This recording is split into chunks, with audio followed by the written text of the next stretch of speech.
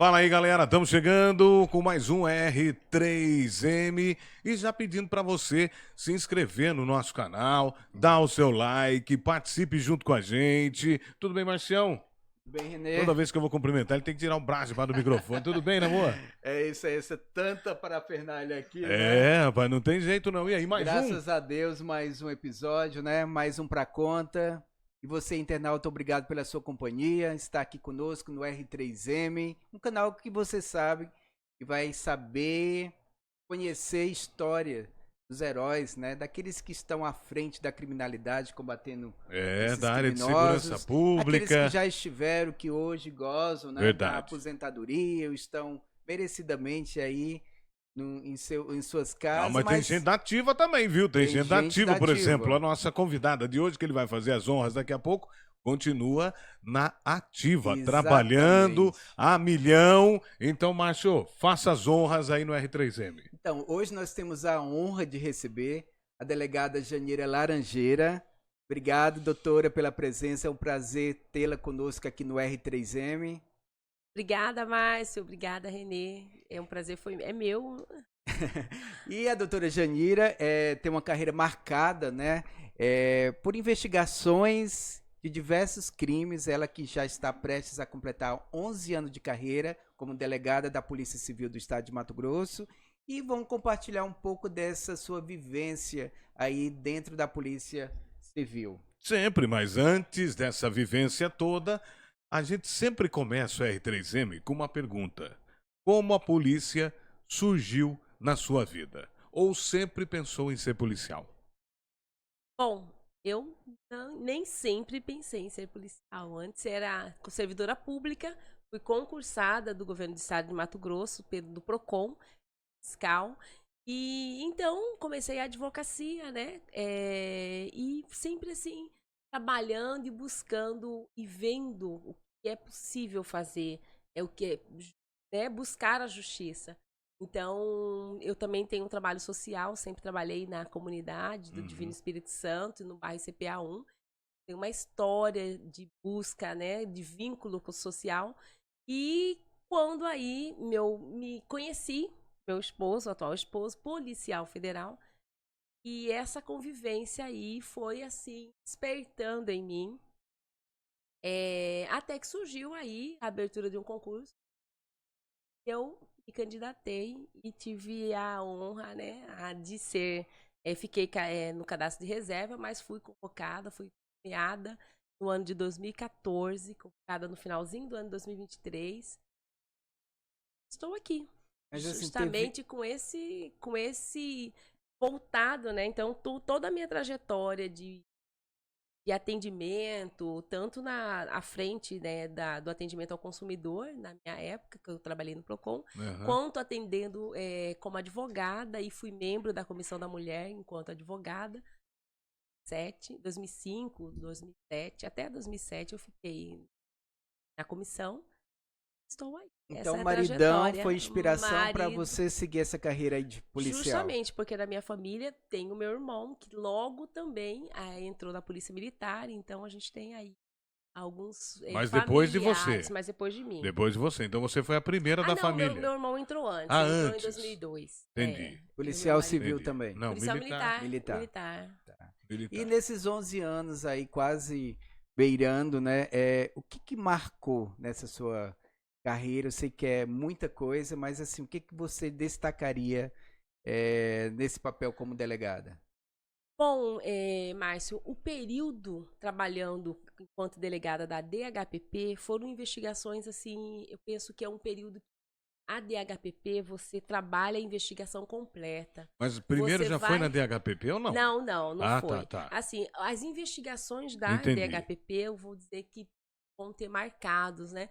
Mas, assim, marcar enquanto pessoa, enquanto ser humano, foi esse último período que eu estive à frente de uma unidade que cuida de família, que cuida de mulheres, que cuida de violência sexual. Então, trabalhar com esse público tocar em si, se voltar para a sua vida, para um problema social e fazer uma reflexão, Assim sabe? como Então você, eu entrou na polícia, né, como delegada, você atuou na delegacia de roubos e furto de veículos? Sim, eu trabalhei na roubos e furtos gerais, né? Gerais. Não trabalhei na Foi veículos. o primeiro, então, na Foi, escalada. eu fui pro interior, É. trabalhei em Confresa, Canabrava do Norte, então fiquei nesse período em 2014 no interior. 2015 eu vim uma força-tarefa já grávida, né? Então, o que me marcou logo no começo, antes de ser convocada, eu havia perdido um bebê, então eu fiz fertilização e perdi a primeira fertilização. E no ano que eu tomei posse, Sim. eu fiz uma outra fertilização in vitro e engravidei. Minha filhinha hoje de 8 anos.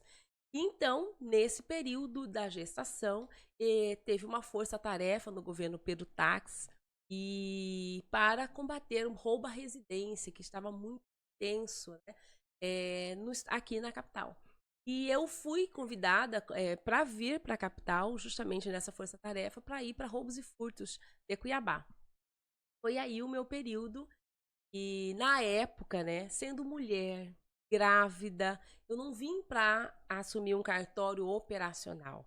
Eu vim para assumir um cartório que a gente chama dos inquéritos antigos, podrões, né, que é dado o nome dentro das unidades policiais.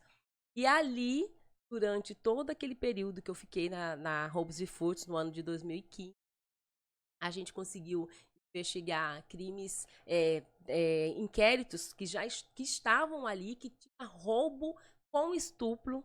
Então, a gente fez representação de prisão, identificamos aquele abusador, aquele né, suspeito daquele inquérito antigo de 2013, se não me engano, 2010, 2007.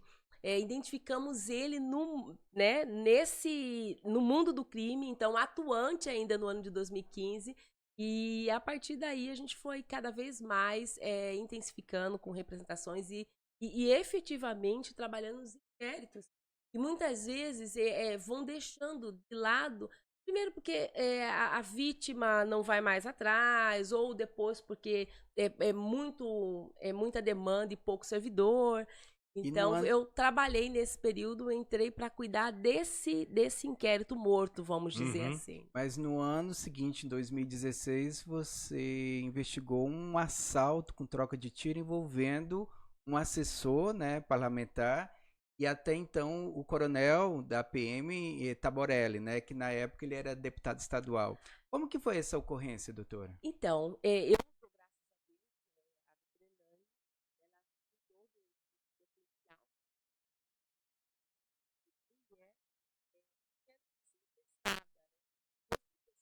Tem isso também, tem isso dentro das instituições. Testada né? como então, assim? porque é a nossa competência. A mulher, ela tem que trabalhar mais, né, provar muito mais sua competência. É o tal do machismo. Né? E então a doutora Elaine assumiu essa unidade na época e me colocou no cartório operacional. Então ela fez na época uma força-tarefa. Então a gente tinha plantões. Então a gente fazia o local do crime.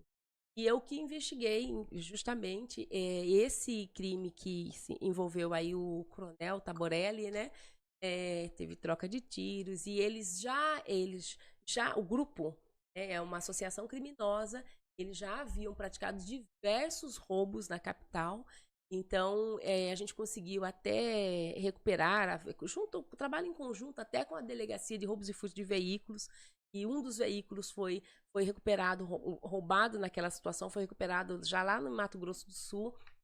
Eu me recordo que a gente até identificou porque um dos assaltantes que a nossa equipe aqui em Cuiabá havia prendido, ele tinha logado o seu celular do veículo roubado. Então, o número dele que foi apreendido comigo na minha investigação. Ah, não, mas nessa aí o cara foi burro, então, hein? A investigação foi bem... O cara foi bem ingênuo, para não dizer. Não, mas são vestígios, né? Que a gente que está à frente da investigação, muitas vezes... Então, a tecnologia aí sendo utilizada a favor das investigações. Então, assim, é muito... Isso ajudou a chegar aos acusados? Isso ajudou a chegar aos acusados, derrubamos outros roubos ali no Santa Rosa, uma casa Era uma de quadrilha, pôquer, então. era uma quadrilha. Então, era uma associação criminosa e eles ficaram presos por algum tempo. E após a prisão aí dos acusados, foi provado que você era realmente competente? Como que... É. Você disse que era Passou no testado. teste, passou no teste, Passei doutora? no teste, né, Márcio? Eu acredito que sim, passei no teste não só perante aos meus colegas da instituição, mas para a gente mesmo, sabe? Nós, mulheres, precisamos ter essa certeza.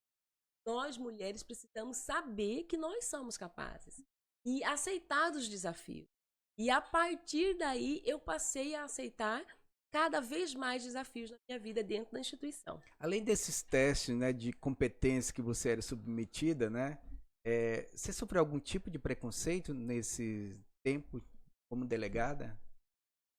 Sim, né, Márcia? A gente tem que dizer que isso é uma realidade, não só eu como delegada, como investigadoras, escrivãs. Então, para se escolher, por exemplo, para você fazer uma operação, para montar uma equipe, para você ir para o front, para você ir para um local de crime, para você ir para uma operação de busca e apreensão, ou para cumprimento de prisão. Então, você sempre, as escolhas são sempre de homens. Se escolhe geralmente a figura masculina, né? Mas a mulher, né, também tem todo o seu valor e tem todo o seu papel, a sua atribuição nesse contexto.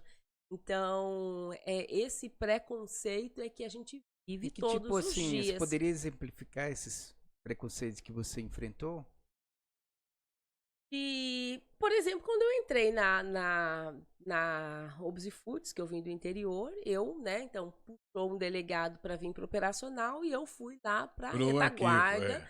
Eu lá fui pro arquivo ali morto. pro arquivo morto da delegacia, né? Ah, mas é porque eu estava grávida. Não, tudo bem. Mas, assim, por ali ainda a gente... mas eu nunca me fiz de coitada, tá? Tanto que grávida Isso eu é vim pro importante. operacional. Isso é Eu importante. sempre me posicionei, o que eu nunca me queria- fiz de coitada. Pergunta. Então, ainda grávida, eu fui, né, credibilizado, vamos dizer assim, depositou o crédito e eu vim para o operacional bem barriguda. E... Eu gosto desse assunto porque eu acho que a mulher é muito mais inteligente que o homem. A mulher tem sexto sentido. A mulher é mulher, não tem esse negócio. Quando eu falo no Cadeia de vez em quando lá no programa, né, que a mulher é o ser mais perfeito que Deus criou. Porque primeiro ele criou o rascunho, que foi nós, homem. Depois ele criou a perfeição, que é a mulher que inclusive tem a centelha divina. A pergunta era a seguinte: a senhora chegou a resolver algum caso assim, onde o ladrão, o criminoso, chegou e falou, poxa, perdi para uma mulher. Não, acredito que não. Para uma mulher, eu perdi, né? Perdi, eles sempre falam, Sim, né? não, perder sim, mas assim, Perder. poxa, quem estava Na à frente da verdade, quem fala investigação era uma perdeu mulher. somos nós, né? Mas ó, quem estava à frente da investigação era uma mulher, cara. Quem imaginava isso? Na pauta de mulheres, É. a gente vê mais isso, sabe? É. Na pauta de mulheres, nos sexuais, a gente consegue encontrar, visualizar mais essa situação de uma mulher, de questionar a sua postura, o seu entendimento, né? Então, por quê? Porque sempre quando envolve uma mulher vítima, o primeiro comportamento é descredibilizar a fala da mulher. O primeiro comportamento é entender, primeiro dizer que ela quis, ou que ela que permitiu, ou que ela que concorreu, ela estava gostando. ou que ela estava gostando, É. ou então dizer por que ela não fez isso, por que ela não reagiu, por que ela não saiu dali, por que ela não fugiu, por que ela não saiu do quarto, por que ela não foi pra cozinha, por que ela não gritou. Então, assim, mas esse contexto do homem dizer eu perdi para uma mulher, eu ainda não Ainda não paga. Ainda Não, bem, não vai né? ser. Tá vendo só? Então, porque a mulher é muito mais perspicaz do que você imagina. Doutora, vamos partir agora para alguns casos que você investigou na Delegacia de Homicídio e Proteção à Pessoa. Caso do empresário Wagner Pimentel, né? Ele tinha feito uma delação, é isso? Isso, Sobre vamos lá. uma Tá, mas- fraude em Se emissão estiver baixando a de cadeira, notas. fala que a gente tá baixando. Baixar o Ah, não, tá, volume, não, né? vai lá. Ah, tá. Ele tinha feito uma delação de fraudes de notas, né, na delegacia fazendária e logo em seguida, né, ele foi executado numa região nobre aqui da capital. Bom, interessante essa investigação, porque como todos os homicídios na capital, a gente tem um dia de plantão, delegado, e caiu lá. E esse rapaz, esse senhor, né, morreu no dia do meu plantão. E foi um caso emblemático porque o início da investigação foi que eu tomei o rumo que eu decidi, foi buscar todas as imagens locais. O celular dele, lógico, também estava ali. E a gente foi buscar todas as imagens locais, o que ele fez, o trajeto, desde que ele saiu da casa dele, ele morava numa kitnet ali no Jardim Itália, e a gente fez a trajetória, nós fizemos toda a trajetória com câmeras, e ele entrou dentro do shopping, Três Américas, onde tinha um quiosque, o filho, a esposa, tinha um quiosque da Brahma ali. E a gente percebeu aí um veículo, eu quero desligar esse... Fique à vontade. Não, aqui nós estamos. Pode É. desligar, fica à vontade, desliga, né? E aí ela vai contando aí pra gente. Mas então. Não conseguia. Não, ainda, vai desligando. Então deixa eu agradecer aqui o Val.Untar enquanto a senhora desliga. Vem cá. Val.Untar, olha só as delícias que o Val manda pra gente aqui. Todo o nosso R3M. Sempre tem uma delícia aí, ó. E o que que é? Isso aqui é um enroladinho, né? E aqui tem uma quiche. Cara, que quiche maravilhosa. Olha aqui, ó. Essa quiche que ele manda pra gente também, sempre no R3M. Então, se você tiver afim de um cardápio diferenciado, vai fazer uma festa, casamento, aniversário, debutante, o que mais tem? Despedida de solteiro, despedida de solteira, enfim, entre em contato com Val.Untar. Eu vou dar o telefone aqui, o zap, para você entrar em contato, eventos e gastronomia. 999958188. 999958188, tá na tela aí para você anotar o zap, e entra também no Instagram do Val, WAL.Val.Untar. Também tá aí na tela para você já seguir lá no Instagram. E Val, obrigado pelo carinho, mais uma vez essas Ô, delícias Renê, aí. é um enroladinho aí enroladinho. com parece pizza, É bom. tem Deixa calabresa, eu ver. tem queijo, uma delícia, viu? Agora Então, eu vou experimentar. Muito bom, muito E bom. ó, Hum. quer fazer uma festa top com a comida daquela que Hum. todo mundo vai sair falando bem? Entre em contato agora com Val.Untar. Cardápios Beleza? personalizados. Pois não, doutor, vamos lá. Pois então, Voltando e o ao caso do Wagner. Isso, e o Wagner, ele era essa pessoa que estava sendo investigado, como você disse, de desvio de mais de 140 milhões no estado de Mato Grosso, né? Então, a dinâmica, aí a gente viu que era uma execução. E aí soubemos todo esse histórico, né? De vida através de familiares. E, Então, inclusive, a gente... após essa denúncia dele, foi instalada uma CPI na Sim. Assembleia Legislativa, né? Justamente. E a gente fez todo esse trajeto, né, pra gente chegar no autor, no executor. E por coincidência, o executor já havia executado uma outra pessoa naquela mesma avenida. É o médico Brambila, né? Sim. Não sei se vocês se recordam, mas aquela Avenida Brasília, ali no Jardim das Américas. Era um pistoleiro contratado? Justamente. Se não me engano, Joacil Adão, algo assim. E foi interessante porque a gente conseguiu fazer um trabalho espetacular, né? E a gente conseguiu fazer todo esse levantamento de imagens, onde ele parou o carro, o veículo que parou ao lado, quem Então, acompanhou. as imagens foram fundamentais para identificar os acusados. Fundamentais. E eles confessaram o pra crime, a depois- motivação. Não confessou. Mas, assim, ele estava com a esposa, né? Então a gente percebe todo momento em que ele faz a vigilância da vítima dentro ali perto do quiosque, Sim. né? Nas imediações do quiosque lá dentro. Ele sai e fica lá nesse mesmo veículo Uno. Mas na sua investigação, apontou alguma motivação, doutora? Não, o crime de mando. Crime de mando. Isso. Aí logo. Mas devido a essa delação, Não. não tem nada a ver. Até a fase que eu atuei, porque eu fiquei lá na DHPP até, acumulei num período a Grampolândia e a DHPP, mas quando veio a pandemia, eu fui assumir um plantão. Então, em razão de várias baixas dentro da instituição, né, e eu fui para a linha de frente e fiquei no plantão durante toda a pandemia. Então, eu parei justamente no executor. Inclusive, próximo de chegar até quem pilotou a motocicleta, quem levou a motocicleta para ele e passou a dirigir o veículo dele, que deu auxílio, né? Uhum. Então, assim, foi bem interessante porque a gente conseguiu fazer toda essa dinâmica e aprender a arma. Né? Caramba. Tô aqui vendo ela falar, né? Ouvindo e tal, essas histórias. E a gente, quanto tempo faz isso? 2016. É. Não, E o- 19. 18 ou Bom, 19. 19 para 24, 5 anos. 16 estava ainda na roubos e furtos. Coronel Sim. Taborelli foi 2016.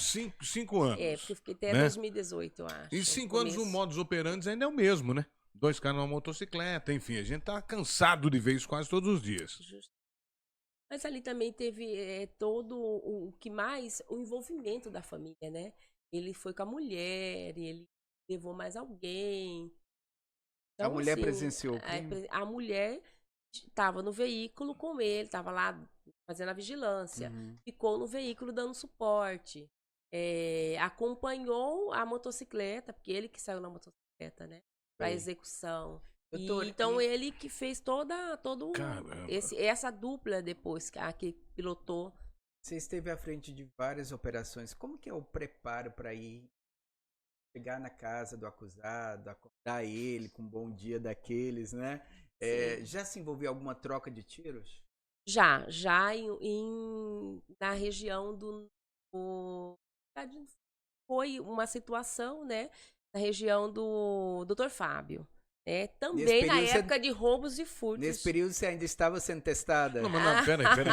Agora, não. Não foi mas uma peraí. troca de tiro, Na porque foi época mais uma perseguição. Mas na roubos e furtos assim. ela tava grávida. Na roubos e furtos. Não, depois que eu tive minha bebê, eu tá. lá permaneci até 2018. Bom, porque... De Cuiabá e Várzea Grande, tá. né? Então eu passei um longo período na roubos e foi? furtos, Você né? lembra aí? Conta Não, pra mas gente. essa situação também foi uma situação de campana, né? E aí os tiram auxílio. E, inclusive, eu estava até acompanhada ainda não. Eu estava já com os colegas, porque a gente estava aguardando essa... Você estava dentro da viatura? Dentro de viatura, nas imediações, e eles passaram e começaram a atirar? Justamente, na verdade, eles empreenderam fuga, né? Teve um disparo de arma, né? Fez toda essa contenção. Mas para entrar, para acessar uma casa, para dar bom dia a alguém, a prioridade é a sua proteção. Então, a gente tem que primeiro entender que nós estamos numa ação perigosa, que nós estamos colocando é a nossa vida, né? A orientação é a proteção de toda a equipe. Fazer toda a leitura do local, né? Só invade a casa se está tudo seguro. Levar todas as informações necessárias, levantar todas as informações necessárias antes de fazer o adentramento. Então, toda essa cautela. Já teve algum caso, assim, emblemático? Não. Foi tudo tranquilo? Foi tudo tranquilo. O elemento surpresa é muito importante, né? Sempre trabalhar com essa surpresa, com esse domínio, esse controle do ambiente. Então, mas já teve fuga, tentativa de fuga, necessidade de mais energia de quem estava sendo detido, né? Então, conseguiram sair do cerco policial. Tá. Outro caso também que você investigou foi da morte de um estudante de direito em Várzea Grande, né? Foi no ano de 2018, o estudante Pedro Vitor. Inclusive, ele teria sido morto por um próprio amigo, é isso mesmo? Pelo próprio amigo, olha que interessante. O Pedro, ele trabalhava de Uber. Então, levantou-se a suspeita de que ele poderia ter sido vítima de... Um latrocínio. Um latrocínio.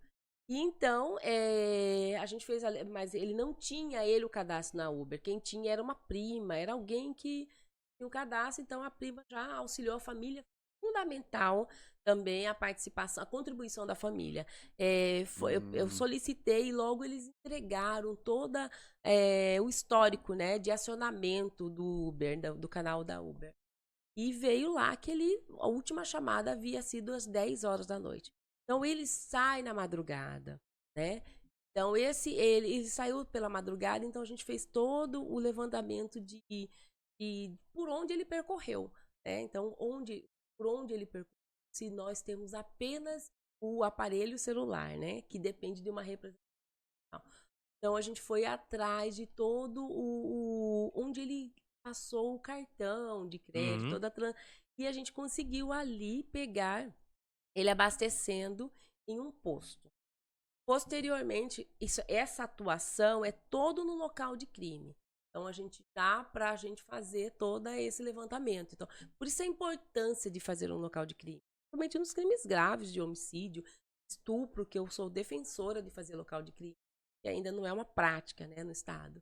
Mas, então, a gente conseguiu também, olha que interessante, buscar as imagens de um distribuidora de bebida. E nessa distribuidora de bebida, a gente consegue visualizar um amigo descendo do veículo. Né? Um amigo para quem ele devia, né? Para quem ele estava devendo ele, né?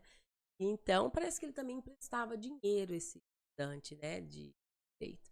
E a primeira providência foi, como ele tinha saído com amigos, ouviu lá dentro do velório. Então vamos todo mundo quer contribuir com a investigação. Passei o dia fazendo. E aí, fiz as oitivas e um amigo me despertou porque ele não foi com o celular. E com todos os amigos que foram, eu pedi, você conversou com ele? Deixa eu ver o celular. E um amigo... Isso no velório. Ver, né? Isso no velório. No velório. Tirei do velório lá da casa da família. É bom pra galera que tá assistindo, porque essa oitiva, olha só, é feita no velório. No dia. No dia, Porque você depois vai precisar reencaminhar. Sim. Então, no calor da situação, você fala uma coisa, depois você pensa, uma outra. Né? Então, é importante esse... É normal, doutor, o delegado ir no velório para ver a situação, a cena? A atuação de cada um, nem todos, né? Você tem esse costume? Eu tenho esse costume. Falar com a família, de ir no local, de entender. Isso tem facilitado esclarecer. Sim, com certeza. Por exemplo, aí você pegou esse amigo sem o celular. E chegou ele na delegacia, ele falou que esqueceu o celular em casa. Eu falei, você esqueceu o celular em casa? Liguei, né, o alerta. Eu ainda não tinha as imagens. Tá, ainda não. E aí, quando as imagens, os meninos ainda estavam em diligência. E a gente fazia oitiva. Nós viramos. Foi de madrugada, nós ficamos lá. E quando eu vi as imagens que ele falou pra mim que ele tinha esquecido o celular e era ele, a pessoa que tinha acompanhado, aí eu trabalhei todas as demais ferramentas. E aí coloquei ele nesse local de crime. Foi interessante, porque aí também teve a participação da esposa, né? Que foi lá para dar o deslocamento dele do local. Então, foi bem... A esposa deu apoio após o crime. Após o crime. E você falou a motivação foi uma dívida. A motivação, segundo eles, foi uma dívida. E ele confessou o crime? Ele confessou. Ele depois confessou. O que ele fala? A mulher também confessou. Os dois. Confessou que ele confessou, não. Não. Atribuiu a responsabilidade a ele. Disse que só foi mesmo lá para fazer a contribuir no deslocamento. Nesse caso, mas é importante porque a gente tem o local de crime conta muito, né? Teve uma luta corporal. E teve... Eu já ouvi muita gente dizer que o corpo fala. Então. E tem, é isso mesmo. Entre o acusado e a vítima? Entre o acusado e a vítima, justamente. As imagens apontavam. As imagens apontavam. E o que é importante também foi que, como teve luta corporal, a gente conseguiu ali fazer, né, exame, todo mundo ouvir, contribuir, eram amigos, né? Então, e ele foi teve sempre dificuldade. E ele contribuiu também. Ele contribuiu também. Só que o celular dele, ele não levou. Então, aí na casa, logo a gente fez busca e apreensão. Bem essa Não, investigação. são os detalhes, porque né? Quer são dizer, vocês pegam uma coisa detalhes. que. Pô, cara, peraí, fulano, porque eu acho assim, quem não deve, não teme. Ó, me dá o seu celular, tô? Você falou com ele, falei, tá aqui a conversa. Quer dizer, então aí você já vê que o cara tá livre. Mas quando o cara não aparece. Mas hoje em dia, né, doutora, Né? muitas Mas mesmo. imagens Então, mas essa. não decentes hoje a Não, delegacia mas tem visto era com essa a essa pergunta. E já chegou. apreensão de celulares, né? Então, mas a ideia é É, essa. Já chegou justa- também as pessoas darem uma de João sem braço? Ah, não, não tenho nada. E quando você pegar e falar, opa, aqui deu alerta. Teve isso também já? Sim, já teve. Já teve Ah. situação da pessoa dizer que não, Aham. mas a versão que ela estava contando estava sendo contradizida, né? E tinha provas, elementos ali dentro do celular que não era bem assim. Entendi. Então, a investigação é apaixonante, né? É. Então, você buscar a E ainda mais no verdade, homicídio que se constrói uma historinha, né? ainda mais no homicídio, né? É. Então, Doutor, você já foi ameaçado de morte por assim algum criminoso, Não algum fu- enfrentamento assim de não fui ameaçada, mas surgiu informação, chegou informação na delegacia que era pra gente. Foi na época de roubos e furtos, tá? Que era pra gente. Aí todos os delegados receberam o alerta, né? Dobrar o cuidado. receberam alguma ameaça, no geral? Justamente. Teve na Roubos e Furtos também, bem interessante. Esse a gente foi pro local, né? Porque a gente tomou a decisão de ir pro local e recebemos a informação que havia um roubo em uma panificadora na região do CPA. Roubo à residência. Um proprietário dessa panificadora. Então, você falou assim de troca de tiro, de enfrentamento, também foi essa a situação que teve. Teve E aí troca a gente de tiro. colocou a nossa equipe, né? A minha equipe ficou lá dentro da residência. E quando eles entraram para invadir a casa, né? Para fazer o roubo, o assalto no horário que que o senhor sai para abrir o empreendimento, houve troca de tiro. Então também, né? Foi bem essa atuação também é uma atuação de risco que nessa época a gente enfrentou. Só para eu entender, pegou o dono da padaria Pegou na padaria. Não. Chegou a informação que ia haver Ia haver um roubo. assalto, um roubo, né? Na padaria. Em que o proprietário seria assaltado, pego dentro da sua casa, quando ele sai para abrir a padaria. É a panificadora, né? Sim. Na região. Isso ligar denúncia anônima. Denúncia anônima. E aí, nós fizemos essa mais rápido. atuação de esperar chegarem. E eram Depois quantos? tinha até vizinho, né? Eram 3. O vizinho estava envolvido? Tinha um vizinho que estava de coisa anterior, assim, que estava envolvido. Sempre tem alguém que dá a letra, né? Sempre tem alguém ali que vai dar E a a gente letra. também conseguiu prender os 3. Agora, histórias como essa também você deve ter passado na delegacia de mulheres, né? Que aí é onde acho que você mais sentiu. Mas ainda lá na DHPP... Teve ainda? Teve um caso... Não conta. Que é justamente, eu acho que foi a transição logo em seguida para você, para mulher, que foi um feminicídio dentro de um motel, né? Sim, O cara marca com a ex-mulher, vamos conversar e foi... Justamente. Como é que é? Ele marcou com a ex. É isso, né? No motel. Justamente. Na verdade, a versão dada por ele foi que ele marcou com ela para conversar. Sim. No No motel. No motel. Tá. Né? Na igreja ninguém conversa. Não... Ou num E shopping.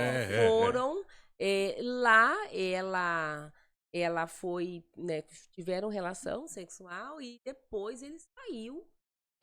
A imagem mostra ele saindo a pé dentro desse motel.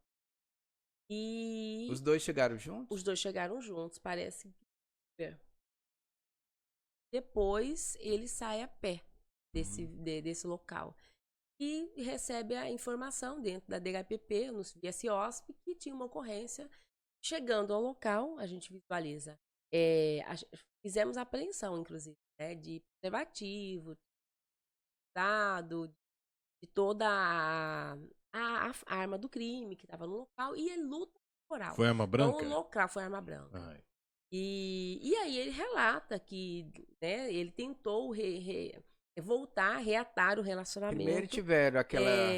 Não, eu não creio. Não teve relação antes. Eu acho... Eu não sei se foi consentida. Você tá entendendo? Houve um estupro, então. Mas na cena do Não crime sei, não porque aparentava teve que houve muita- sexo. Aparentava, Não, porque foi apreendido, né? Agora, se foi consentido. Não se Se sabe. foi... porque ela pode ter sofrido Estupro mesmo. um Estupro, estupro mesmo. Porque tem esse histórico. Ela relatava, ela tinha separado dele. Eles tinham já E ela antecedentes. saiu, justamente. Então ele contou uma versão que ela foi porque ela quis. Quando, na verdade, posteriormente, a família falou que ela tinha medo e que não acreditava que ela tinha ido encontrar comigo.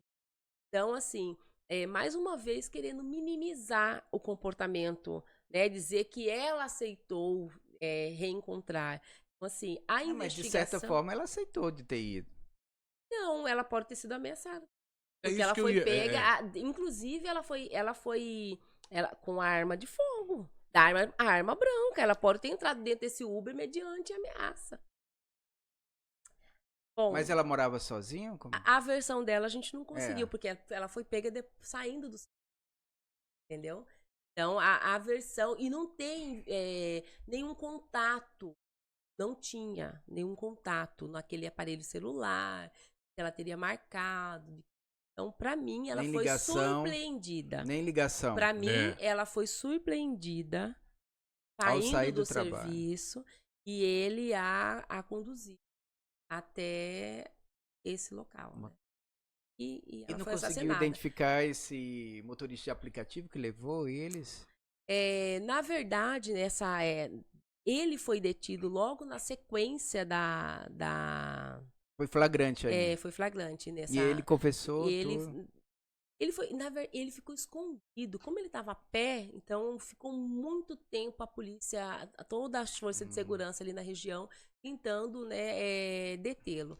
Porque a gente também trabalhou bem, porque não tinha como, ele a pé, sem dinheiro, e até que ele foi visto passando em frente ao 4º Batalhão, e numa noite lá, e foi acionado. E a gente foi atrás, conseguimos prendê-lo e levamos para o plantão de Várzea Grande. E lá ele já estava ameaçando os familiares dela, né? E já havia uma medida protetiva. Ele foi detido por ameaça, representação. Ele mantinha ainda contato com a família da ex. Com relação ao aplicativo, eu já recordo se o motorista do Uber foi... Pode, sabe, Márcio? Mas aí também o motorista também pode dizer que, olha, entraram, deram o endereço. Como, se foi ameaçado ou se não. Porque o elemento nesse probatório momento a mulher- suficiente para uma condenação, eu já ia, né? Então, assim, a saber se ela foi por livre e espontânea vontade ou não, eu entendo, por todo o histórico, né, que de Todo medo, levantamento feito. Tal. eu entendo que não. Que, inclusive, até a relação sexual não foi... Entendi. Doutora, você esteve à frente do plantão 24 horas da mulher num período, assim, bem pandêmico, né? Onde todos estavam em casa, né? E aí, essa experiência? Muitos casos, muitos relatos de violência doméstica? Bom, eu posso dizer que é a minha paixão, né? Eu me encontrei como missão de alma, então, nesse trabalho. Então, assumir o plantão, o enfrentamento à violência contra a mulher, o enfrentamento à violência doméstica, que inclui aí também crianças e adolescentes, que todos os dias são vítimas de violência, foi um período satisfatório, foi um período de envolvimento mesmo e de ação social. Mas eu acho que aí, por exemplo, você tem que sair do papel um pouco de delegada para ser um pouco psicóloga. Justamente, não é isso? justamente. É porque a gente se percebe, não só profissional de segurança pública, a gente se percebe curando feridas. Feridas que a nossa família, que eu como profissional também trago.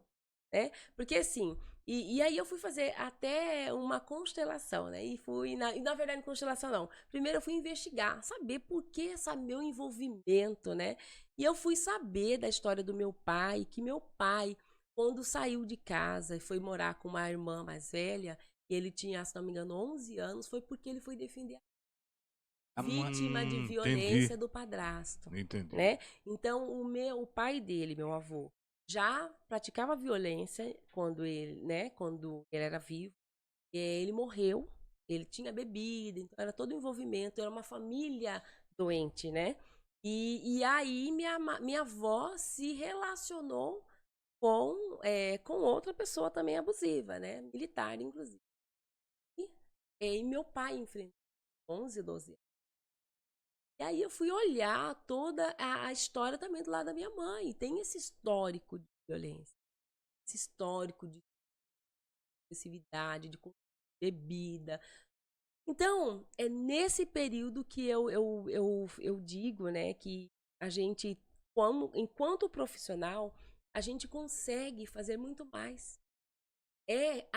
Em todos os lugares. Você perguntou quando eu estava na DHPP, você costuma ir? Eu costumo ir. Sim. Eu costumo ir em lugares para investigar e talvez ninguém iria. Eu costumo ir ou emitir uma hora de serviço para que alguém vá. Mas Momento de dor ali da família, né? neste momento desse menino, eu fui. Era um momento de dor da família. Eu estive na casa da família, quando se aguardava a preparação do corpo, onde estavam todos reunidos. Então, no atendimento à mulher é isso. A gente precisa entender a lei, a gente não precisa julgar. A gente não tem que entender por que ela permanece naquele relacionamento. E por que ela se culpa. Porque muitas vezes a mulher se culpa. Então, o atendimento não foi só de pessoas de baixa renda, de pouca instrução. Foram pessoas inseridas socialmente e com empregadas e com esclarecimento necessário, Nível social. um nível Sim. social importante e que a gente não consegue associar. Por que ela está vinculada? Então, a gente consegue perceber... Esses casos de nível social, né? Vem a público mais...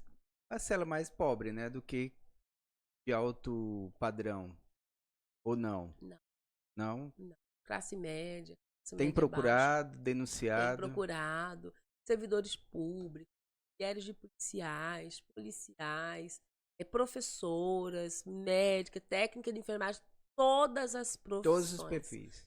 Todos os E é um número que a gente não imagina, E né? é um número que a gente não imagina, porque Você ainda associa, temos a doutora, subnotificação. Né? Sempre existiu. Você relatou aí seu avô, né? Histórico, né? Histórico. Essa da violência minha doméstica família. sempre existiu, mas veio à tona há pouco tempo. É pouco tempo. É que o mundo está mudando e as mulheres estão ocupando um No seu espaço. espaço, Então, hoje, já se fala em violência doméstica em todos os canais, rede social. Hoje a gente debate esse tema. Antes a gente não Você falava. fala, as mulheres estão ocupando seu espaço, inclusive financeiro, eles estão mais independentes. Sim, sim. Né? Porque muitas dessas vítimas acabam não saindo de casa devido à dependência financeira, não é isso? Justamente, também. Mas vejam, hoje não é só mais a dependência financeira que se vincula. Hoje a gente consegue identificar que a mulher é que provê o lar, que a mulher contribui, que a mulher, inclusive, muitas vezes, ela contribui com a maior parcela da manutenção da casa. Sim. Entendeu? Então, sim um sistema, é um crime, é um assunto que tem que ser analisado não apenas como questão de segurança pública. Não será a segurança pública que vai trazer a solução para a violência doméstica. Contra criança, adolescente, mulher, idoso, não será. Aonde que está a solução? A solução está no Eu acho que na saúde pública, a saúde, na educação, a assistência social Sim. e a segurança pública. E a comunicação. E hoje não assim. se trabalha juntas essas unidades? Não vejo. Não vejo não vejo como sistema, como estabelecido. Há CPFs, há pontuais profissionais que se conversam, que procura, que busca informação. Mas institucionalmente ainda não existe. Ainda não. Tá? Então, veja. Quantas mulheres são vítimas de violência doméstica que procuram o posto de saúde?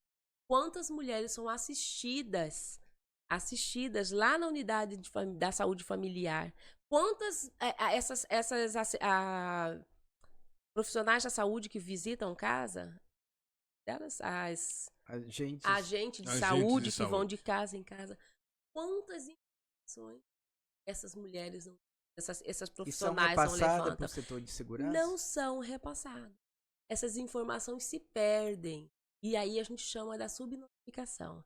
Então é muito mais mulher sofrendo violência e as informações se perdendo no sistema, né? Porque não tem uma padronização de notificação, não tem uma padronização de um canal de comunicação, não tem uma padronização para eu indicar lá, para eu orientar o profissional da saúde como que eu devo trazer essa informação, como que eu devo orientar essa mulher. O profissional da saúde não sabe como funciona a segurança pública. Não sabe que existe uma medida protetiva online, um Várias canal leis que ou protegem. uma delegacia virtual. Botão do pânico. Não sabe. Essas ferramentas não são disseminadas, elas ainda ficam muito restritas ao profissional da segurança pública. Quem orienta ainda é o profissional da pública. A mesma coisa, eu digo, as mulheres que passam pela assistência social. Que vão ali receber um Bolsa Família, um Bolsa escola, o que for. Elas também vão ali lesionadas, elas também vão ali depressivas, elas também frequentam aquele local indicando ser vítima de violência. E as crianças? E as crianças que conversam com suas professoras, com os cuidadores de pátio, de dentro da escola, que contam para amiguinhos. Quantas informações nós perdemos? Porque a gente não criou, a gente não tem um canal de comunicação, a gente não tem uma integração, que os nossos sistemas ainda não a gente não tem um sistema integrado em que a mulher lá na saúde, ela passa pela saúde pública e ela é apontada que ela foi vítima de lesão do seu companheiro, ou com arremesso de objeto, ou com arma de fogo, ou com arma branca. Ou até com palavras. Ou que ela pode até relatar que foi, que está com a lesão, mas ela conta outra versão. E a gente não tem esse acesso a sistema. Então, eu entendo, né? Morre ali, né? O sistema poderia ser integrado. Doutor, e quando eu cadastro ali na saúde essa informação, deveria e eu chegar para um xizinho, vítima de violência doméstica, essa informação que chegar na segurança pública. E o que a gente falta para essa junção de informação? Vontade política. Dar a atenção para esse tipo de delito. Esse alerta já foi dado. Já foi dado, todos falam isso, todos que estão no enfrentamento efetivamente, todos que têm essa prática, que traz essa luta, que trabalha com isso diariamente, já percebeu que nós não vamos conseguir enfrentar a violência somente atendendo em delegacia. Somente fazendo atendimento e orientando, separa, pede medida protetiva. Olha, quantas mulheres, a estatística do ano passado ou desse ano, tem uma mulher que já foi vítima de violência doméstica do antigo companheiro e morreu vítima de violência do outro. Ou seja, nós não estamos curando ninguém. É atribuição da segurança pública? Não. Mas é do poder público. Então, se eu atender numa segurança pública essa mulher, eu tenho que ter um local que eu tenho que encaminhar essa mulher para ela se cuidar. Doutora, eu tenho que ter esse apoio psicológico, eu tenho que ter esse apoio até médico hospitalar. Exato. Essa mulher largou do marido, agressor, arrumou outro. Se relacionou com outro. Que também era agressor e acabou morrendo. Desse ano tem uma vítima com essa situação. Tem vítima com medida protetiva, tem vítima sem medida protetiva. A maioria são sem medida protetiva. Então, por isso que aí eu sempre insisto, não é atribuição exclusiva da segurança pública. Doutora, tem funcionado o botão do pânico, a Patrulha Maria da Penha? Bom, o efetivo da Patrulha Maria da Penha, a gente escuta muito, né, de quem está à frente, que também é reduzido. Então, eles não vão conseguir acompanhar todas as medidas. Nos casos mais críticos, encaminhados pelo Poder Judiciário, é feito esse acompanhamento. Funciona? Lógico, funciona. Toda ajuda funciona. A gente precisa de mais. Hoje já foi instituída aí a Guarda Municipal elevada como segurança pública, né?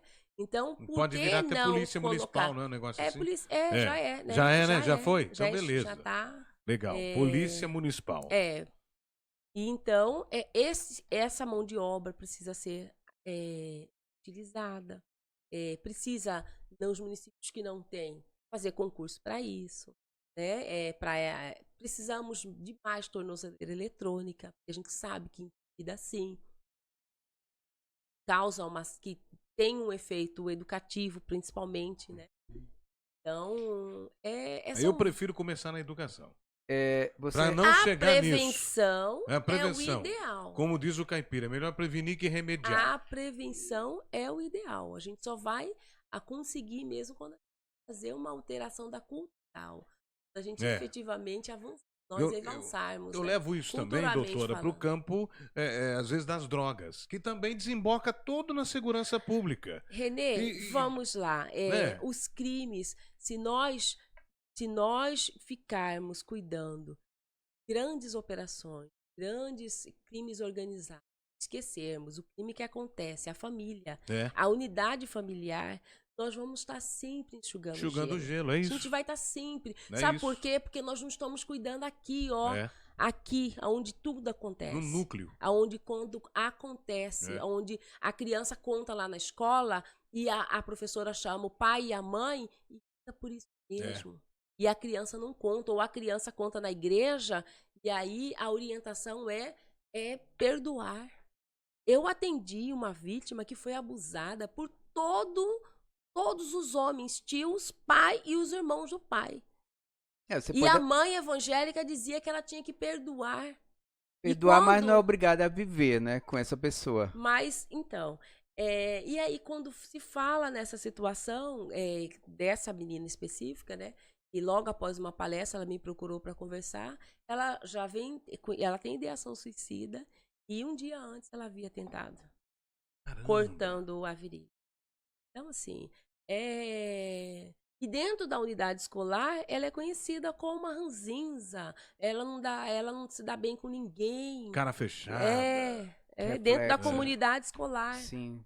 Dentro da comunidade escolar também tem a informação de que a mãe viaja e ela fica como esposa do pai. Meu Deus. Dentro da comunidade escolar. Sim. A gente ficou assim, tem que colocar no papel, tem que fazer a notificação, tem que encaminhar. Precisamos investigar. Tem algum caso assim, nesse período da pandemia, no plantão que você esteve à frente, que marcou mesmo? Olha, os crimes que envolvem criança, isso é chocante. Isso os números são alarmantes. São alarmantes. Só que geralmente quando chegam não vem conduzir bem a criança que relatou, né? Então... Quando dá tempo de relatar. Quando Porque muitas morrem.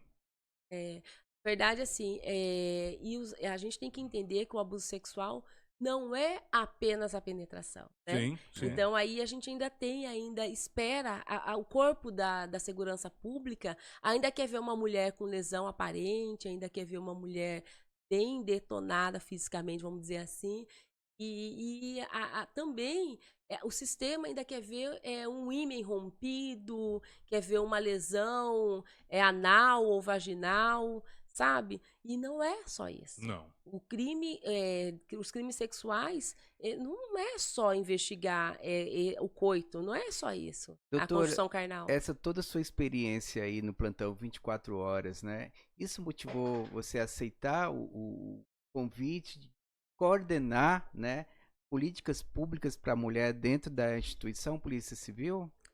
Sim, justamente. Foi um desafio, né, que propôs, como eu disse, eu não costumo negar, né, eu sempre me coloco pronto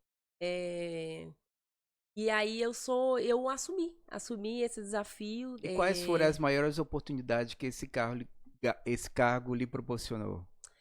Bom, foi escrever protocolos, né? A gente deixou ali escrever um projeto, a gente apresentou um projeto para a Polícia Civil, onde o primeiro atendimento ele tem que ser integral, e como que eu vou fazer um atendimento integral? Eu tenho que suprir a necessidade daquela mulher. Se é uma necessidade de orientação jurídica, tem que estar ali naquele local. Se é psicológica, tem que ter ali naquele local.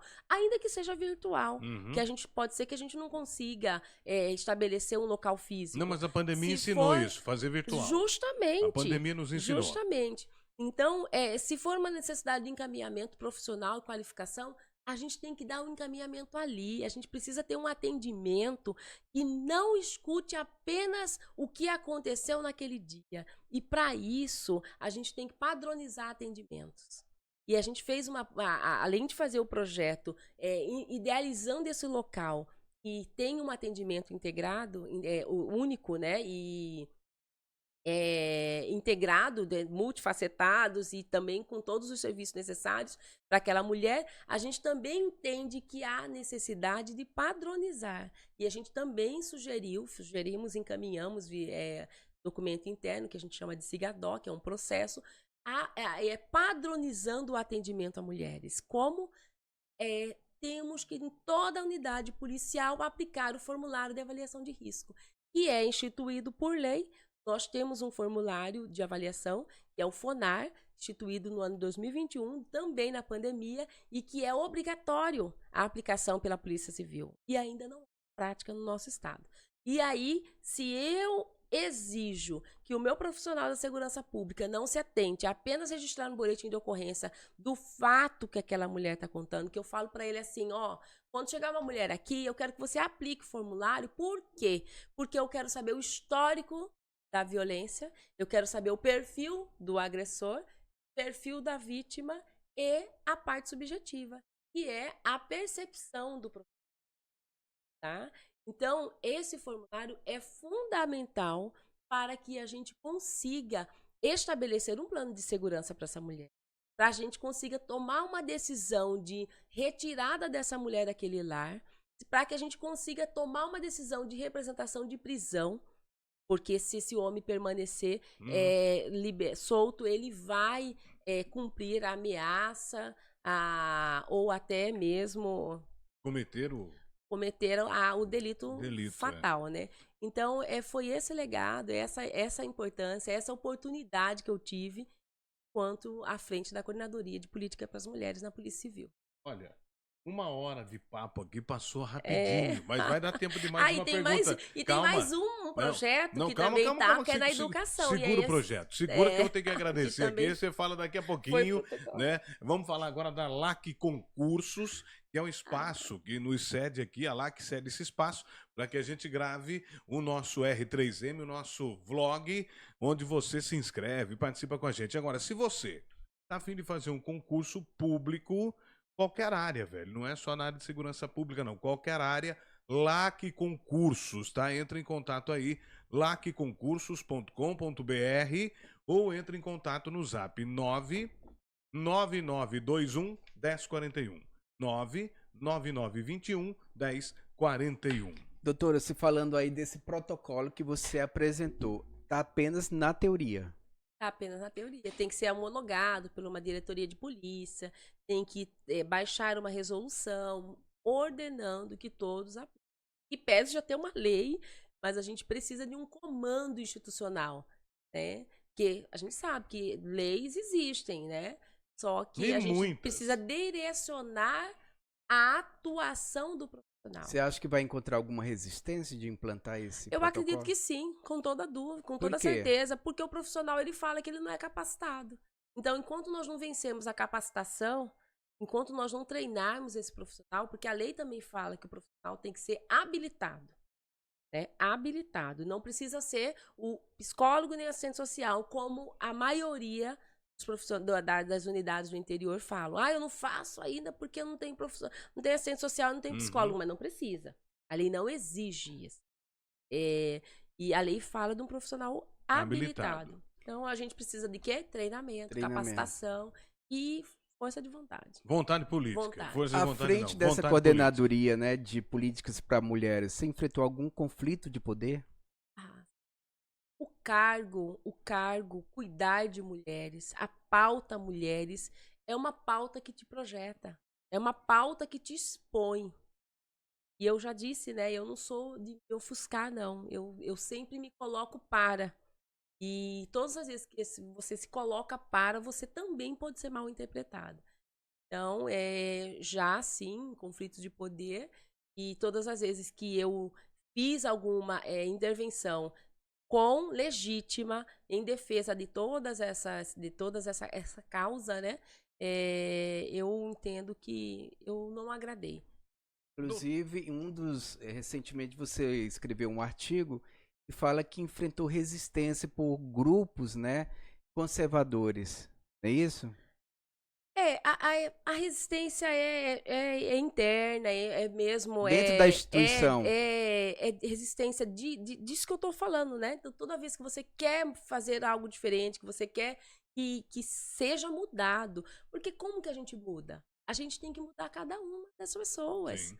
Eu não mudo sozinha. Não adianta eu fazer uma resolução, um protocolo, que eu não consigo mudar. É. Se eu não for ali e sensibilizar e capacitar e dizer, olha, rodar as unidades, e isso aqui é importante, o nosso atendimento tem que ser modificado, nós precisamos ouvir a mulher com perspectiva de gênero, afastando todo o preconceito, julgamento. Olha, quando eu pergunto, mas por que ele fez isso?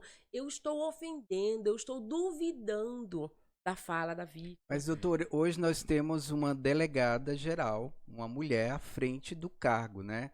Mesmo assim, com essa pauta de mulher, você enfrentou burocracia? Bom, Márcio, nós temos uma instituição machista. Nós temos um Estado, né, predominantemente machista. Então, não é a delegada, não é o delegado, não é o chefe, não é um sistema. É a mudança da instituição. É né? um sistema que a gente precisa mudar conceitos, que a gente precisa mudar atitudes. Então, esse que é o desafio maior. Doutor, eu sempre sou o chato do R3M, mas o nosso tempo explodiu. Viu, Márcio? Então, agradecer a doutora pela participação aqui e fica o convite. Volte mais vezes, que esse assunto é um assunto que a gente ficaria horas batendo papo aqui. Olha, eu que agradeço. Obrigado, a doutora Janira. oportunidade. Vocês são maravilhosos. Que é isso, Obrigada obrigado. e parabéns pelo programa, porque é isso aí. A gente, os heróis anônimos, né? Somos heróis anônimos, É sim. verdade. E a gente tem uma história, cada um tem um desafio, cada um tem uma sina e vai vencer porque o objetivo principal é o maior, é do bem. Claro. Só uma última Vai. palavra, doutora. Sim. Olhando para aquela câmera lá, qual conselho você dá para essas mulheres que estão sofrendo dentro de casa essa violência? Denuncie. Se não for denunciar, se não quer trazer a situação para a segurança pública, procure ajuda. Procure um profissional da saúde, procure um amigo, conte para os seus familiares. Mas não permita, não permaneça nesse ciclo. Se não por você, pelos seus filhos. Mude, você precisa mudar, você precisa entender que esse ciclo ele vai ter altos e baixos e você precisa vencer, você precisa desacostumar de viver nesse relacionamento que traz alegria e que te joga no chão de uma hora para outra. Então, isso é perigoso, as estatísticas mostram que as mulheres estão morrendo, você pode ser uma ligue 197, 180, procure um profissional de segurança pública ou então da saúde. Aí. Muito Bora. obrigado, doutora Janira, Obrigado por mais uma compartilhar suas experiências aqui no R3M, né? Uma conversa extremamente enriquecedora. Bora. Muito obrigado mesmo. E Bora. valeu, Renê. Bora. Bora. Obrigado você É. que está aqui ligadão no R3M. Inscreva-se, deixe o like e até uma próxima. Tchau, Até. tchau.